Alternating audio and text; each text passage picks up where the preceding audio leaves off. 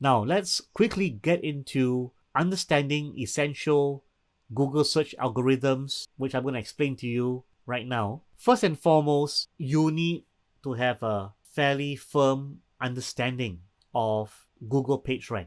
Google PageRank signifies the birth of Google search engine during the Stanford University days, where the founders were PhD students, Larry Page and Sergey Brin. And the original PageRank algorithm obviously has been modified over the years, as you would expect any algorithm or system. And the fundamental concept of the PageRank is that it is a system for computing the value of linked votes. Now, I know that without going further, it's a little bit of an abstract for you to want to understand this. So it's important that we kind of take a behind the scenes look at what PageRank looks like. The concept of PageRank is that rather than Google depend on us, the website owner, who obviously have a self-serving interest, to determine the value of a content and the value of the website, the founders of Google created an algorithm that would determine the value of a website not based on what the owner of the website said, but what people external said about that particular website. So in essence, if you have a website, let's call this your website, the value of your website in Google's eyes, apart from your own content, which of course plays a very important part today, is enhanced with external sites that reference you. And what I mean by reference is simply a hyperlink, a clickable hyperlink that leads to your URL itself. A lot of people don't understand that the PageRank system is actually far more intelligent than the raw number of links. So, for example, if we were to count the number of links, this would be link number 1 and link number 2. And obviously, as more and more pages link to a website, the count will increase. This count is known as popularity, otherwise known as link popularity, which is the number of links pointing to a web page. The good news is that it is easy enough to obtain this data by using third-party tools. The challenge is that the PageRank system is not that simplistic. Even 20 years ago, or more than 20 years ago, it was not solely a link popularity contest. And this is where the actual PageRank algorithm made a whole lot more sense, because what they're saying effectively is that it is one thing for a page to link to you, or two pages to link to you. The question is, what is the authority of the page that's linking to you? Or in PageRank term, what is the PageRank or the PR of the page that links to you? Why does it matter? Well, because if a PageRank 7 web page link to you, the link would be more valuable than the link from a PageRank 1, assuming that PageRank is from 0 to 10, which is not, by the way. It's a number.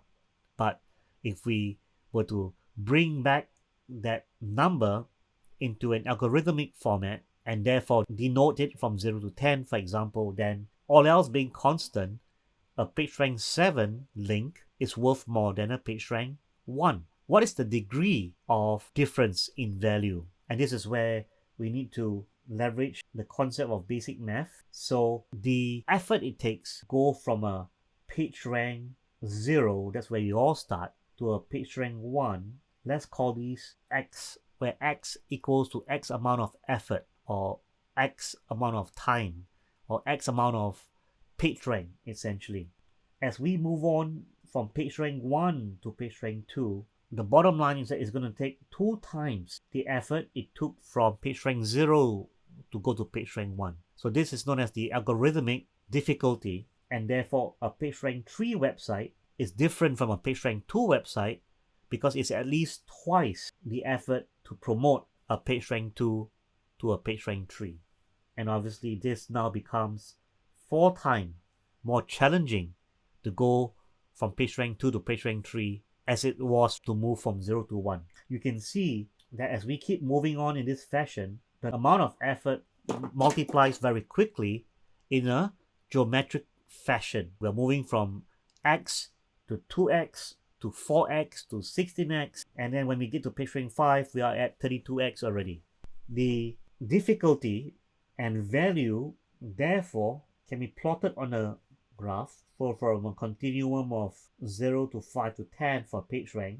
It's literally like that, isn't it? Because it doubles at each stage of the way. So this is the mathematical application of PageRank. And coming back to where we humbly started, you can imagine the difference in the value of the link between a PageRank 7 and a PageRank 1. It's also worth noting that when it comes to PageRank, we are referring to the PageRank of a page, which is a specific URL, which is not equal to the home page. So what you need to understand to have a firm foundation is that not only does your home page need to acquire PageRank, every page of your website needs to acquire PageRank. And therefore, when you are competing in the SERPs, it's not your home page that is representing your entire website all the time.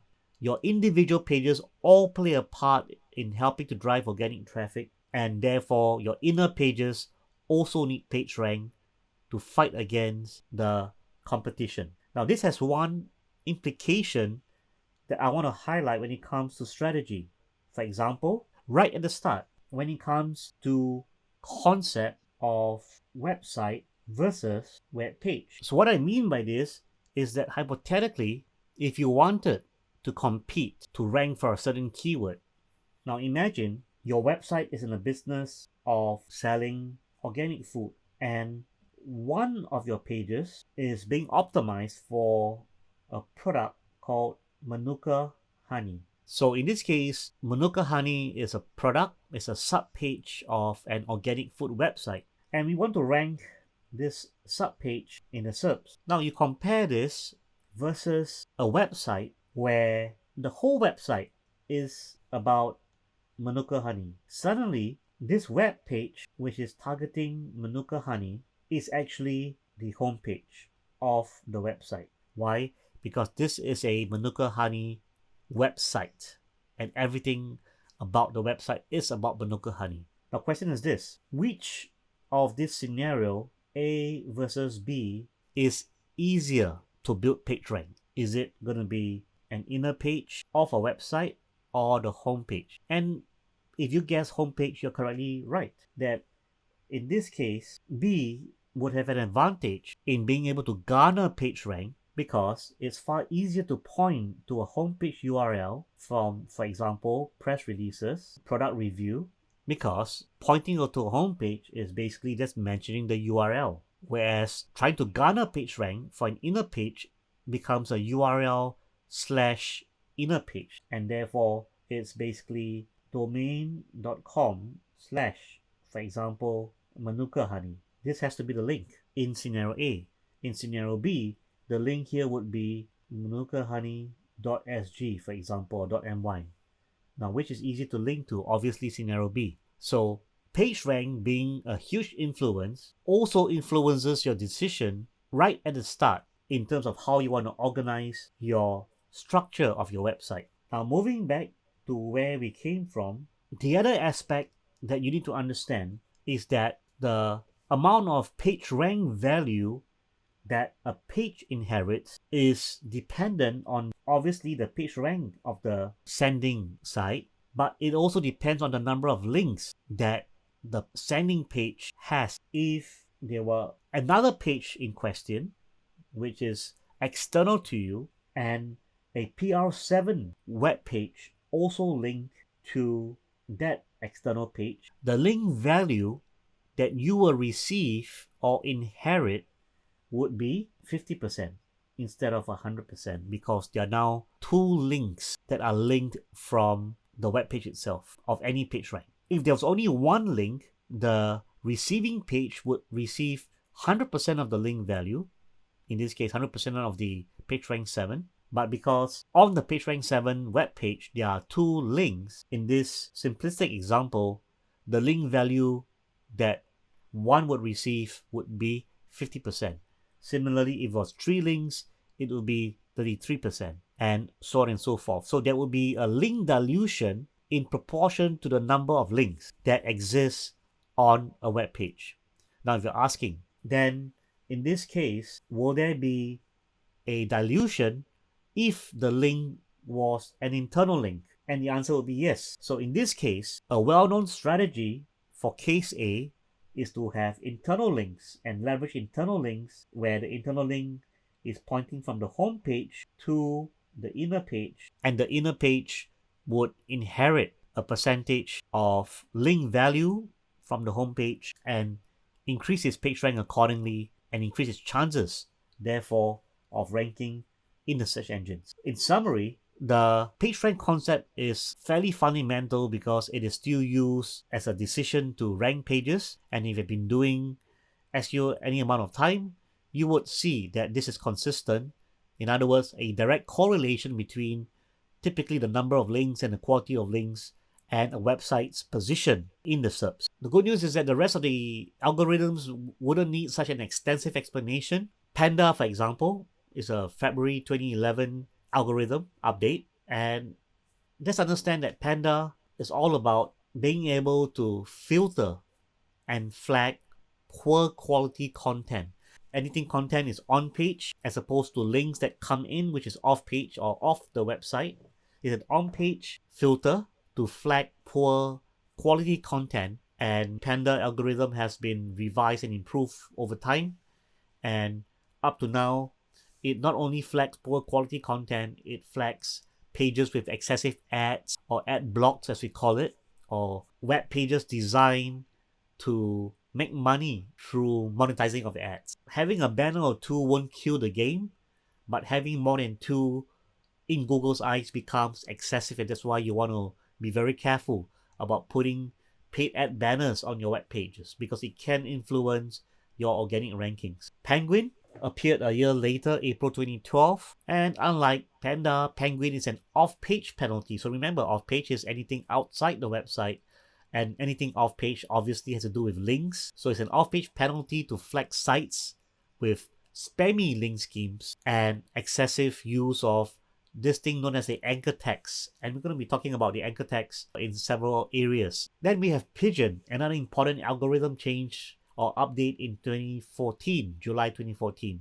Pigeon is different from Panda and Penguin in the sense that Pigeon is a local search update to increase the prominence of local listings based on proximity and local relevance. So if you are marketing towards a local audience in the local service area, good news is that Pigeon is going to help you because Pigeon will give local listings more prominence compared to a higher page rank website that may not be serving the local area.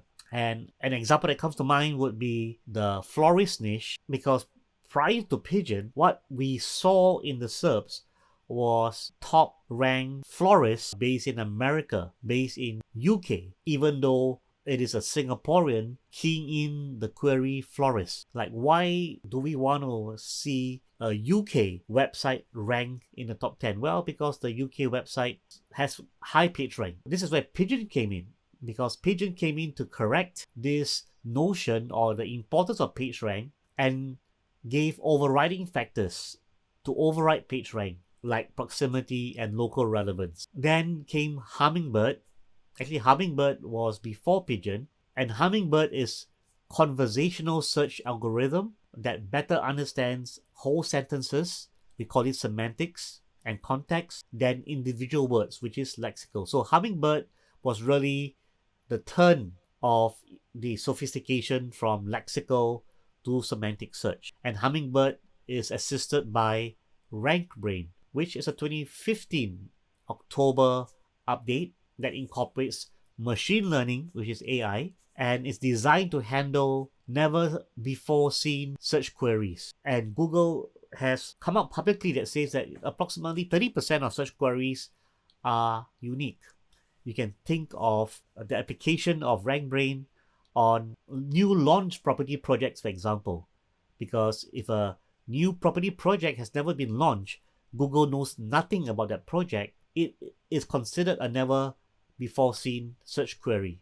And RankBrain handles the situations where the queries are never seen before, or what we call unique queries. And obviously in this area, it's important to note that it's an ever evolving perspective of the search engines to want to get better and better at, and which is why they apply machine learning, user intent, user sentiment, especially for unique queries such as property projects itself.